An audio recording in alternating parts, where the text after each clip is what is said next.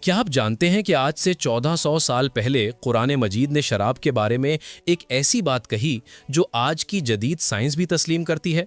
اللہ تعالیٰ نے سورۃ البقرہ آیت 219 میں فرمایا کہ شراب میں کچھ فائدے ہیں مگر اس کا نقصان فائدے سے کہیں زیادہ ہے اور یہ بڑا گناہ ہے۔ قرآن نے واضح انداز میں نقصان کو اجاگر کیا، نہ کہ فائدے کو یکسر رد کیا، جو ایک گہری اور حکیمانہ ہدایت ہے۔ جدید تحقیق بھی یہی ثابت کرتی ہے۔ WHO کے مطابق شراب انسانی جگر اور دماغ کو نقصان پہنچاتی ہے، دل کی بیماری، کینسر اور ذہنی دباؤ کے خطرات بڑھاتی ہے، اور ہر سال لاکھوں لوگ اس کی وجہ سے موت کے منہ میں جاتے ہیں۔